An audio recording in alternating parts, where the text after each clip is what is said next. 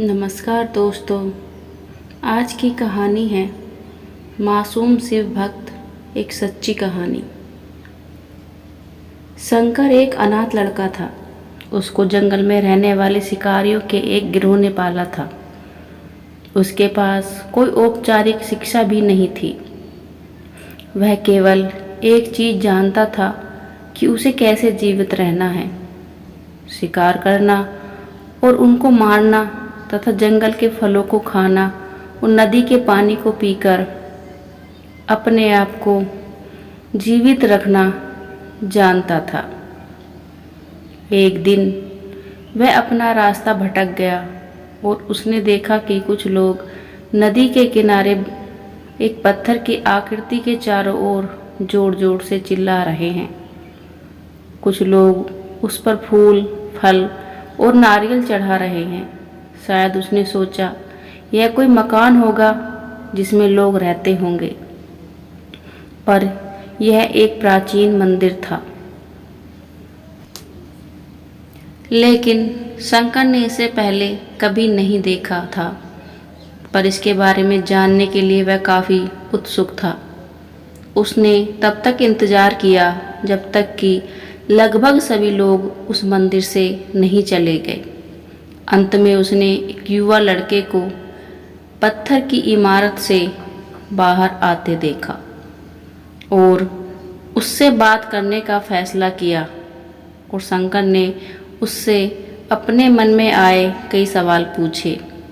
उसका पहला प्रश्न था, इस इमारत को क्या कहा जाता है? लोग अपने साथ क्या लाते हैं? फिर उन चीज़ों को अंदर वाली इमारत में क्यों छोड़कर वापस आ जाते हैं? चीज़ों को अपने साथ लाना और उन्हें अंदर छोड़कर वापस ले जाने पर वह लड़का शंकर की अज्ञानता व मासूमियत पर बहुत ही हैरान था और उसके सवालों से चकित भी था।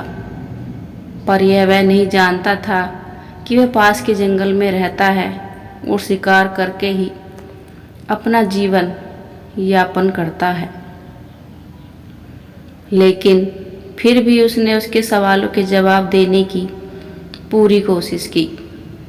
उसने शंकर को बताया, यह भगवान शिव का मंदिर है।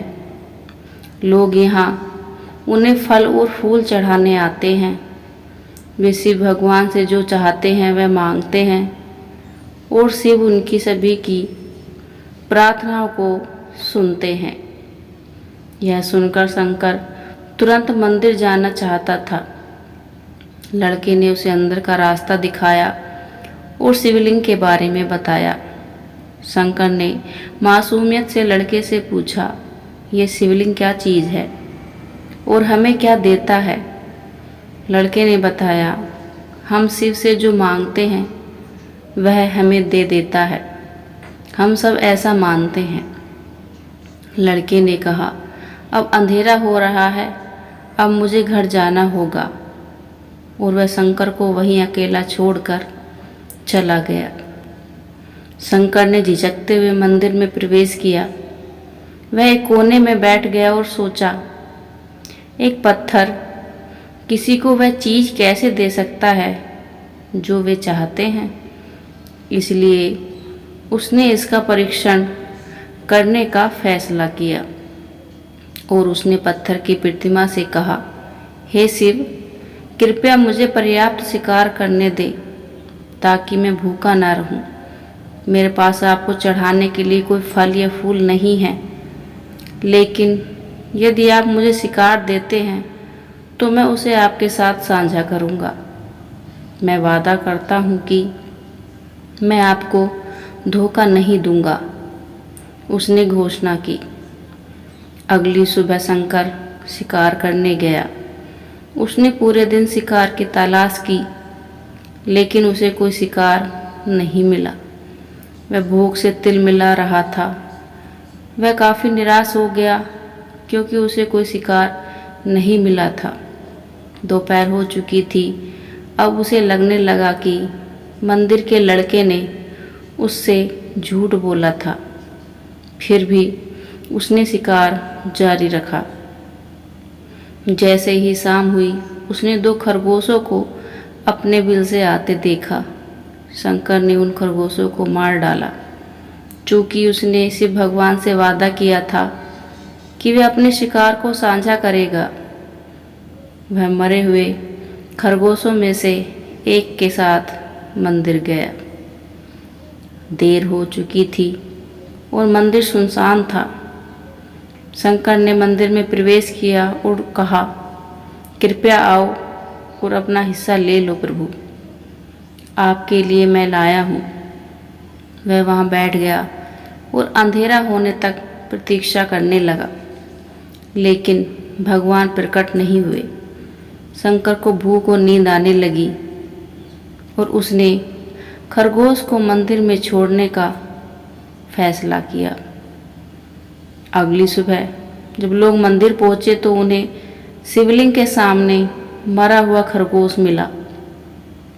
भक्त बहुत परेशान थे, यह कौन लाया है? उसने हमारे मंदिर को अपवित्र करने की हिम्मत कैसे की? उन्होंने खरगोश को बाहर फेंक दिया। अगले दिन शंकर अपनी भूख मिटाने के लिए जंगल में शिकार करने गया, लेकिन इस बार उसकी किस्मत अच्छी नहीं थी और उसे शिकार भी नहीं मिला। उसने सोचा आज रात को मंदिर जाना चाहिए और शिव से पूछना चाहिए कि उनको खरगोश का भोजन कैसा लगा। शंकर यह पूछने के लिए मंदिर गया। जब मंदिर पहुंचा तो उसके आश्चर्य का कोई ठिकाना न रहा। उस रात मंदिर में लोगों की काफ़ी भीड़ थी। शिवरात्रि की रात थी, लेकिन अभूत शिकारी लड़के को इस बारे में कुछ भी पता नहीं था। शंकर ने चारों ओर देखा और उस युवा लड़के को देखा जिसने उसको मंदिर के अंदर शिव से प्रार्थना करने के लिए कहा था। चूँकि उसे इतने सारे लोगों के आसपास रहने की आदत नहीं थी, उसने वहीं रुकने का फैसला किया और पास के एक बेल के पेड़ पर चढ़ गया।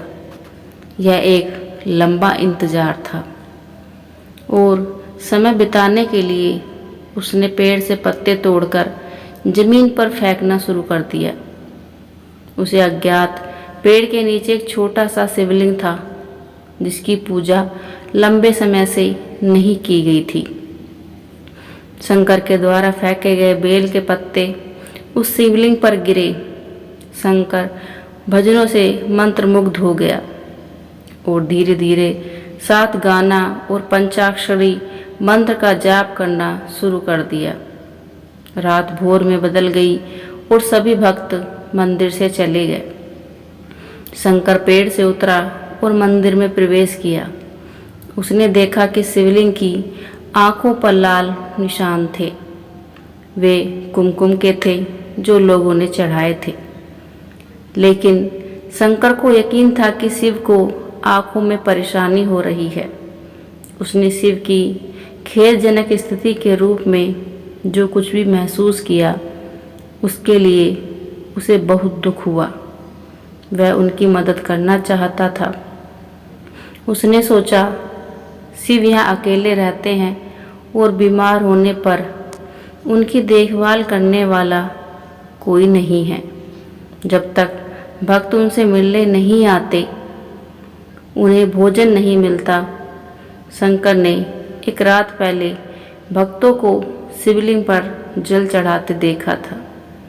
प्रभु को ठंड लग रही होगी, शायद वह काँप रहे हैं, उसने सोचा। आखिरकार वह केवल पत्तियों से ढके हुए हैं। तो उसने शिव से पूछा, मेरे स्वामी, मैं आपकी क्या मदद कर सकता हूँ? शायद कुछ खाना या दवा। मैं आपकी सेवा कैसे कर सकता हूँ? शिव ने उसे कोई उत्तर नहीं दिया। शंकर ने सोचा, भगवान वास्तव में बहुत बीमार हैं, क्योंकि वह अब उत्तर देने में भी असमर्थ हैं। वह तुरंत जंगल में गया, कुछ औषधीय जड़ी बूटियों को लाया और लाल निशान पर उनका लेप लगाया। लेकिन कुछ नहीं हुआ। उसने कहा, लगता है यह अंधे हो गए हैं। मुझे प्रभु को अपनी एक आंख देनी चाहिए ताकि वह ठीक हो जाएं। यह निश्चित रूप से उन्हें खुश कर देगा। उसका दिल पवित्र था और उसने वहाँ शिव के हाथ में रखे त्रिशूल को उठाया और त्रिशूल को अपनी दाहिनी आंख की ओर ले गया और अपनी आंख को निकालने का प्रयत्न किया। शंकर अनपढ़ था, उसे मंत्रों या पूजा के उचित तरीकों का कोई ज्ञान नहीं था, लेकिन उसकी भक्ति की कोई सीमा नहीं थी। जैसे ही वह अपनी आंख निकालने वाला था, शिव अपनी पत्नी पार्वती के साथ प्रकट हुए।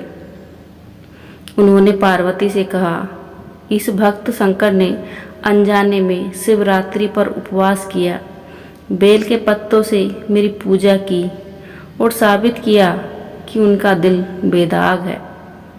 मैं अपने इस भक्त पर काफ़ी प्रसन्न हूँ।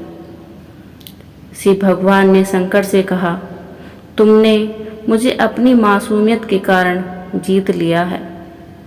प्रभु ने मुस्कुराते हुए कहा, लोग मुझसे हर समय वादे करते हैं, लेकिन जैसे ही उन्हें वो मिल जाए जो उन्हें चाहिए, वो उनको भूल जाते हैं। दूसरी ओर तुमने मेरे साथ एक सच्चे इंसान की तरह व्यवहार किया और यह वास्तव में बहुत दुर्लभ है। अब से तुम मेरे इस संसार में सबसे बड़े भक्त माने जाओगे और तुम्हारा नाम मेरे साथ सदा जुड़ेगा। तुम कई सदियों तक जीवित रहोगे। इस बात को कहकर भगवान शिव व माँ पार्वती अंतर्ध्यान हो गए। तभी से लोग शिव के साथ शंकर भी लगाने लगे। Thanks for watching. Like, share and subscribe.